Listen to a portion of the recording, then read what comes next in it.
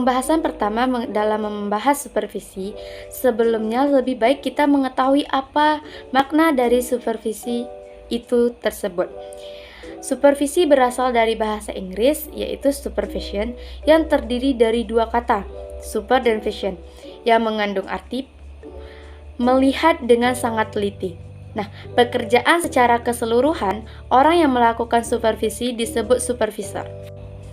Menurut Profesor Dr. Bahrudin Rahab, beliau menyatakan supervisi adalah kegiatan yang dijalankan terhadap orang yang menimbulkan atau potensial menimbulkan komunikasi dua arah. Adapun tujuan dari supervisi ialah mengembangkan situasi belajar dan mengajar yang lebih baik. Jadi, pengawasan bertujuan untuk mengadakan evaluasi, yaitu untuk pengukuran kemajuan sekolah, perbaikan, dan perkembangan proses belajar mengajar secara total. Ini berarti tujuan supervisi tidak hanya untuk memperbaiki mutu pengajaran guru, tapi juga membina pertumbuhan potensi guru dalam arti luas, termasuk di dalamnya pengadaan fasilitas-fasilitas pelayanan kepemimpinan dan pembinaan human relation yang baik kepada pihak yang terkait.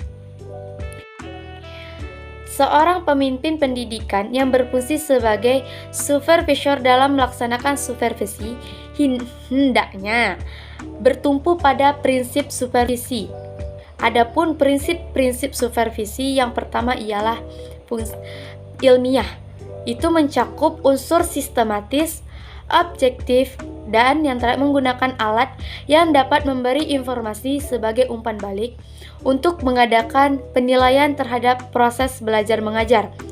Yang kedua itu adalah demokratis, supervisi dan kebutuhan yang diberikan kepada guru berdasarkan hubungan kemanusiaan yang akrab dan kehangatan, sehingga guru-guru merasa aman untuk mengembangkan tugasnya. Menjunjung tinggi asas musyawarah, memiliki jiwa kekeluargaan yang kuat, serta sanggup menerima pendapat orang lain.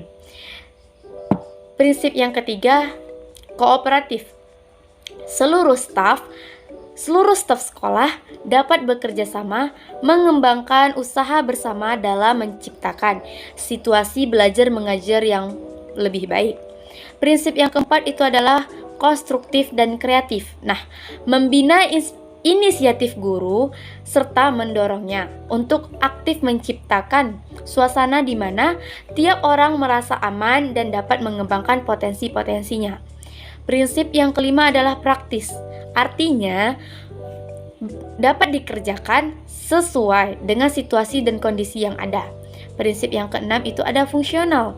Supervisi dapat berfungsi sebagai sumber informasi bagi pengembangan manajemen pendidikan dan peningkatan proses belajar mengajar.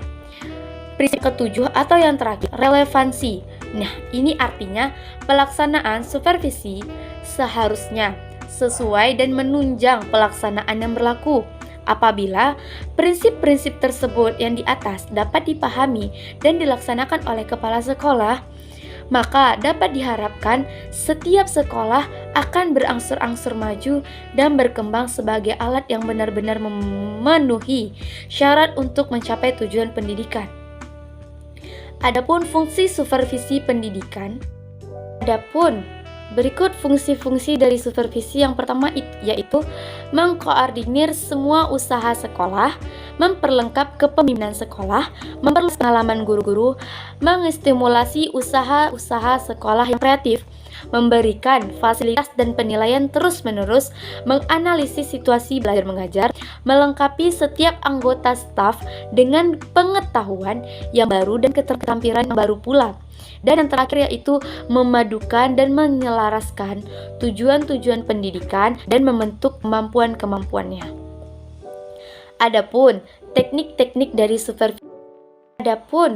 Berikut fungsi-fungsi dari supervisi yang pertama yaitu mengkoordinir semua usaha sekolah, memperlengkap kepemimpinan sekolah, memperluas pengalaman guru-guru, mengestimulasi usaha-usaha sekolah yang kreatif, memberikan fasilitas dan penilaian terus-menerus, menganalisis situasi belajar mengajar, melengkapi setiap anggota staf dengan pengetahuan yang baru dan keterampilan yang baru pula.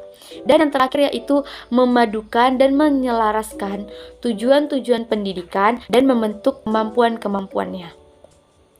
Adapun teknik-teknik dari supervisi dapat dilakukan dengan berbagai cara dengan tujuan agar apa yang diharapkan bersama dapat menjadi kenyataan secara garis besar. Cara atau teknik supervisi dapat digolongkan menjadi dua, yaitu adalah teknik perorangan dan teknik kelompok. Teknik perorangan yaitu teknik supervisi yang dilakukan oleh supervisor terhadap seorang guru atau kepala sekolah terhadap kepala tata usaha. Misalnya, mengamati cara guru belajar. Supervisi yang dilakukan secara perseorangan dapat dilakukan yang pertama itu adalah mengadakan kunjungan kelas. Yang kedua, ada mengadakan kunjungan observasi. Yang ketiga itu dengan cara membimbing guru-guru tentang cara-cara mempelajari pribadi siswa atau mengatasi problem yang dialami siswa. Yang keempat, ada membimbing guru dalam hal-hal yang berhubungan dengan pelaksanaan kurikulum sekolah. Yang kedua tadi adalah teknik kelompok. Nah, supervisi yang dilakukan secara kelompok, beberapa kegiatan yang dapat dilakukan antara lain yang pertama mengadakan pertemuan atau rapat. Yang kedua, mengadakan diskusi kelompok. Yang ketiga, mengadakan penataran.